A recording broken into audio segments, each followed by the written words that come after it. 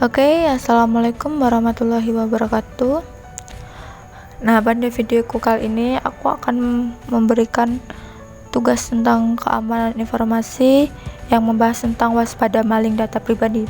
Maling data pribadi ini bisa saja dimulai dari pengolahan vintage, perbankan maupun oknum lainnya. Apa saja kecerobohan yang membuat data pribadi Anda bocor dan bagaimana cara mengatasinya? Yang pertama yaitu yang termasuk dalam data pribadi Anda.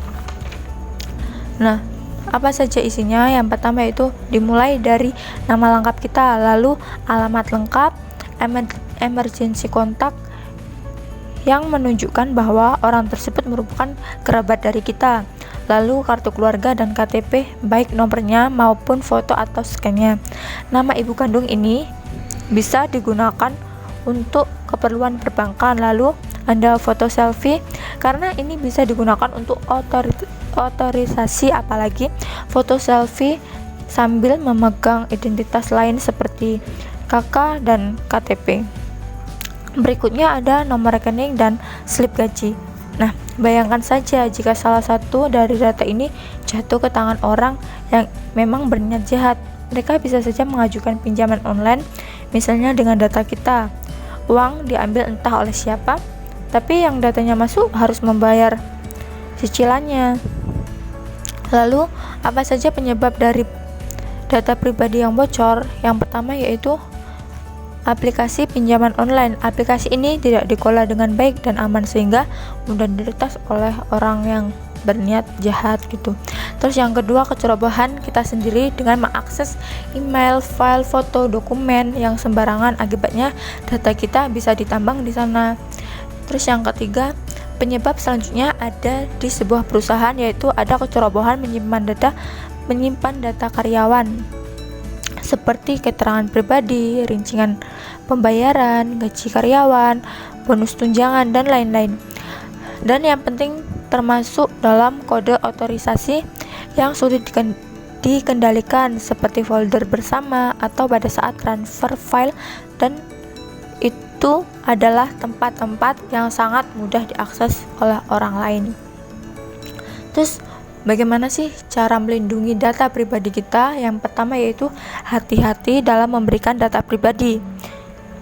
Nah, ini berlaku untuk setiap aplikasi yang kita unduh di ponsel, dan kritislah dengan permintaan akses yang ponsel kita tunjukkan.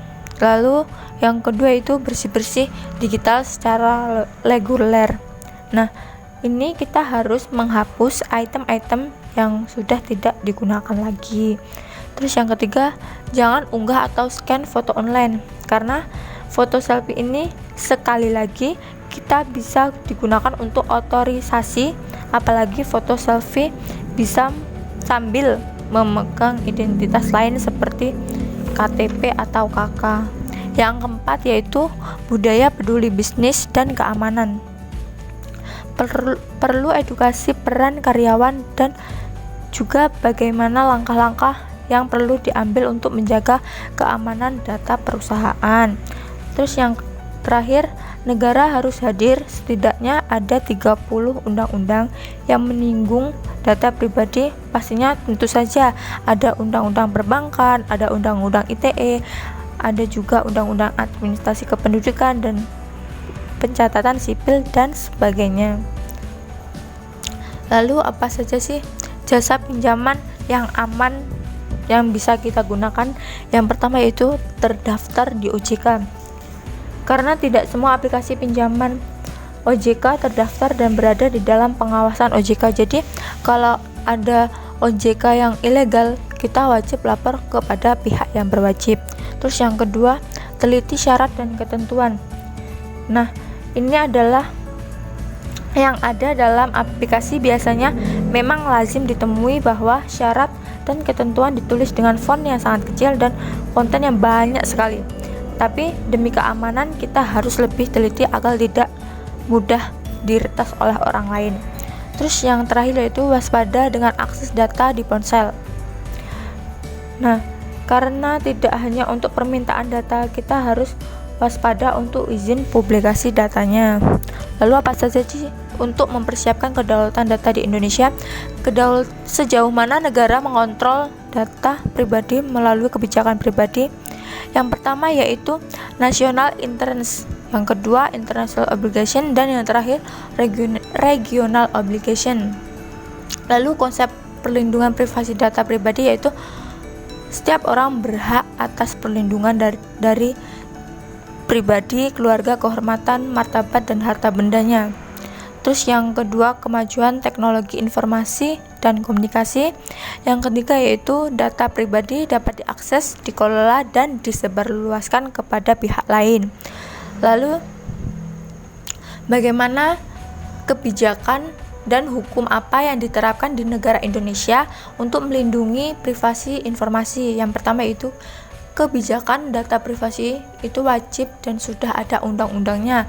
Pasal 23 Pasal 28 Undang-Undang 1945 ayat G yang berbunyi setiap orang berhak atas perlindungan diri pribadi, keluarga, kehormatan, martabat, dan harta benda yang dibawa kekuasaannya.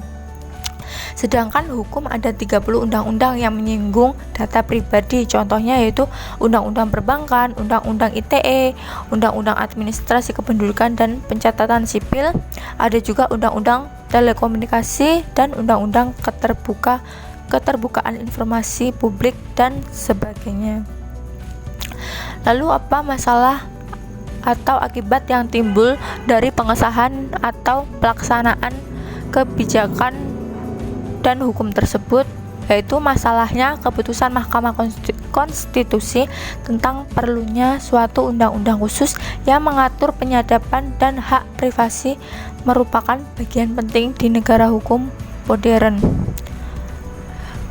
Jadi hanya itu saja yang dapat saya sampaikan, kurang dan lebihnya saya mohon maaf.